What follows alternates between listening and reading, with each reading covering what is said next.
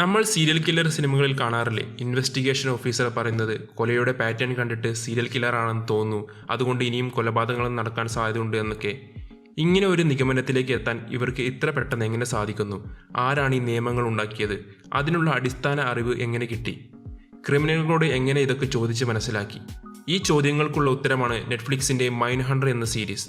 ഒരു retired FBI ഏജന്റായ John E ഡഗ്ലസും മാർക്ക് ഓൾഷാക്കറും ചേർന്ന് എഴുതിയ 1995 നോൺ ഫിക്ഷൻ ബുക്കാണ് Mindhunter inside the FBI's elite serial crime unit. ഈ ബുക്കാണ് 2017 തുടങ്ങിയ മൈൻഡ് ഹണ്ടർ എന്ന ഈ അസാധ്യ ഡ്രാമ സീരീസിന് ആധാരം. മൈൻഡ് ഹണ്ടർ FBIയുടെ ബിഹേവിയറൽ സയൻസ് യൂണിറ്റിന്റെ തുടക്കകാലത്തേക്ക് ഒരു എത്തിനോട്ടമാണ്. 1977 കഥ നടക്കുന്നത്. FBI ഏജൻസായ ഹോൾഡൻ ഫോർഡ്, ബിൽ ടെഞ്ച് എന്നിവരുടെ യാത്രയുടെ കഥയാണിത്. അവർക്ക് വേണ്ടത് അറിവാണ്.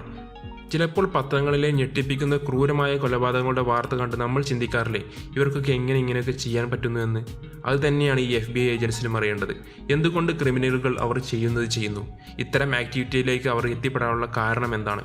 FBIയിൽ ഹോസ്റ്റേജ് നെഗോസിയേഷൻ ടാക്സ് പഠിപ്പിച്ചിരുന്ന ഏജന്റ് ഹോൾഡൻ കൂടെയുള്ള പ്രൊഫസറോട് ചോദിക്കുന്നു, എന്തുകൊണ്ടാണ് ചില കൊലപാതകങ്ങൾക്ക് കാരണമില്ലാത്തതെന്ന്. അപ്പോൾ അദ്ദേഹം പറയുന്നു, കുറ്റകൃത്യങ്ങൾ മാറിക്കൊണ്ടേയിരിക്കുന്നു.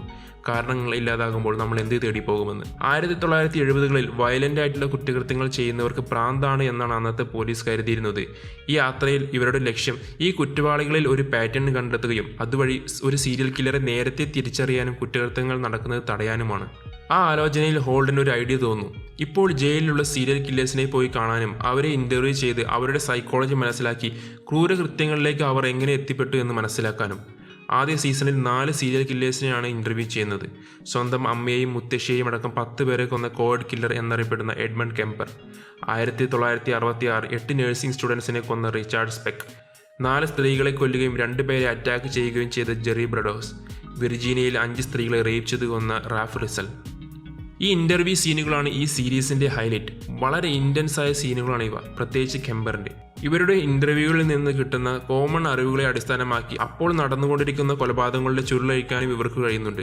ആ ഒരു സ്റ്റോറി ലൈനും ഈ സീരീസിലുണ്ട്. മൈൻഡ് ഹണ്ടർ തേടുന്നത് കള്ളന്മാരെയും തട്ടിപ്പുകാരെയുമല്ല, മറിച്ച് അങ്ങേയറ്റം വയലന്റ് ആയ ക്രൈം ചെയ്യുന്നവരെയാണ്.